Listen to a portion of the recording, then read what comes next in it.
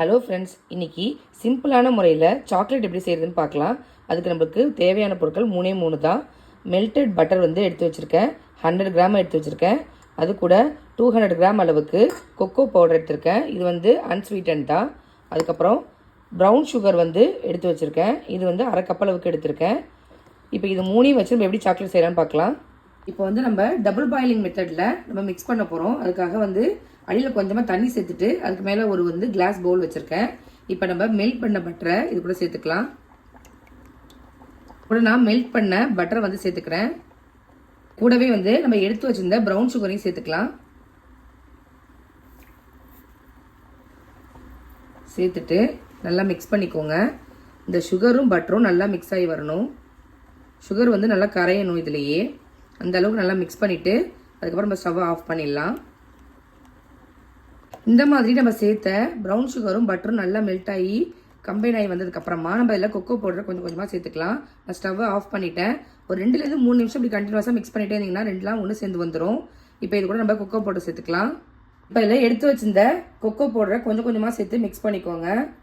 ஒரே இதிலேயே சேர்த்துறாதீங்க, கொஞ்சம் கொஞ்சமாக சேர்த்து மிக்ஸ் பண்ணிக்கோங்க.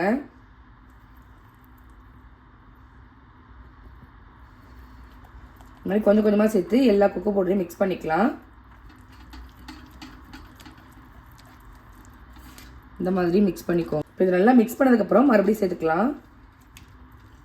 இந்த மாதிரி நல்லா கலந்ததுக்கப்புறமா மீதி இருக்கிறத கொஞ்சம் கொஞ்சமாக சேர்த்துக்கோங்க. இப்போ நான் எல்லாத்தையும் சேர்த்து நல்லா மிக்ஸ் பண்ணிட்டேன். இப்போ நம்ம பட்டர் தான் சேர்த்து செய்யணும்னு இல்லை. இந்த பட்டருக்கு பதிலாக நீங்கள் கோகனட் ஆயில் கூட சேர்த்து செய்யலாம். அதே மாதிரி ப்ரௌன் சுகருக்கு பதிலாக நீங்கள் வெல்லமும் சேர்த்து செய்யலாம். இது எல்லாம் நல்லா ஒன்று சேர்ந்து வந்ததுக்கப்புறமா லைட்டாக ஆறட்டும். அதுக்கப்புறம் நம்ம மோல்டில் இதை மாற்றிக்கலாம்.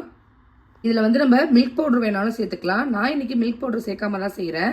உங்களுக்கு வேணும்னா நீங்கள் ஒரு 2 டேபிள் ஸ்பூன் அளவுக்கு சேர்த்துக்கலாம். நான் இந்த மாதிரி சிலிக்கான் மோல்டு எடுத்திருக்கேன். இப்போ அதில் தான் அதை சேர்க்க போகிறேன்.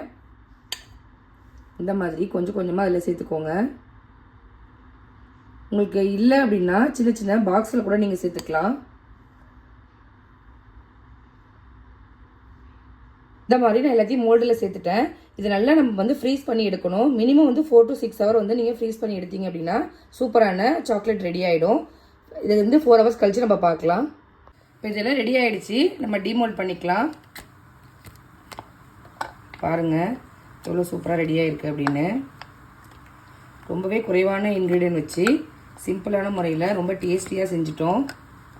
நீங்களும் இதே மாதிரி உங்கள் வீட்டில் செஞ்சு பாருங்கள். அவ்வளோதான், சாக்லேட் ரொம்ப சூப்பராக ரெடியாக இருக்குது.